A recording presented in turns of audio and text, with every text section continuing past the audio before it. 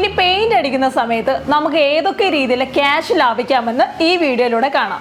ഒന്നാമത്, വീടിന് ആവശ്യമായ പെയിന്റ് കറക്റ്റ് അളവിന് മാത്രം പർച്ചേസ് ചെയ്യുക. ഇനി കറക്റ്റ് അളവ് എങ്ങനെ കണ്ടുപിടിക്കുമെന്നല്ലേ? 1 ലിറ്ററിന് 55 മുതൽ 65 സ്ക്വയർ ഫീറ്റ് വരെയാണ് പെയിന്റ് ചെയ്യാൻ പറ്റുന്നത്. അപ്പോൾ 1000 സ്ക്വയർ ഫീറ്റിന് 1000 ഡിവൈഡഡ് ബൈ 55, അതായത് 18.18 ലിറ്റർ ആണ് പെയിന്റ് ആവശ്യം വരുന്നത്. 1 ലിറ്ററിൽ 300 ml വെള്ളമാണ് നമ്മൾ സാധാരണ ചേർക്കേണ്ടത്. അപ്പോൾ അങ്ങനെ നോക്കുമ്പോൾ 15 ലിറ്ററിനുള്ളിൽ മാത്രമേ പെയിന്റ് ആവശ്യം വരുന്നുള്ളൂ. ഇനി വീടിന്റെ ഉള്ളിലാണ് പെയിന്റ് അടിക്കുന്നത് എങ്കിൽ നോർമലി 1000 സ്ക്വയർ ഫീറ്റ് ചുമര പെയിന്റ് അടിക്കാനായി 1000 ഡിവൈഡഡ് ബൈ 120, അതായത് 8 ലിറ്റർ പെയിന്റ് മാത്രമേ ആവശ്യമായി വരുന്നുള്ളൂ. അപ്പോൾ ഏകദേശം 5 ലിറ്ററിനുള്ളിൽ മാത്രമേ പെയിന്റ് ആവശ്യമായി വരുന്നുള്ളൂ.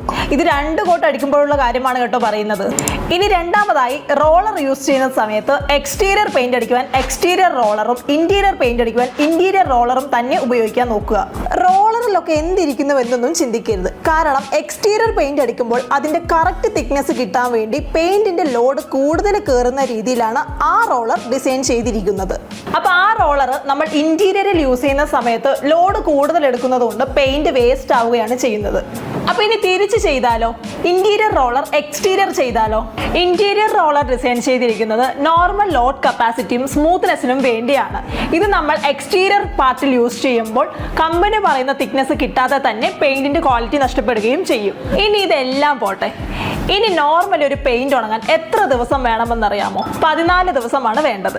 അതായത് 1 മണിക്കൂർ കൊണ്ട് ടച്ച് ഡ്രൈയും 4 മണിക്കൂർ കൊണ്ട് സെക്കൻഡ് കോട്ടും കഴിഞ്ഞാൽ പെയിന്റ് ഉണങ്ങാൻ കൃത്യമായിട്ട് 14 ദിവസം എടുക്കുന്നു.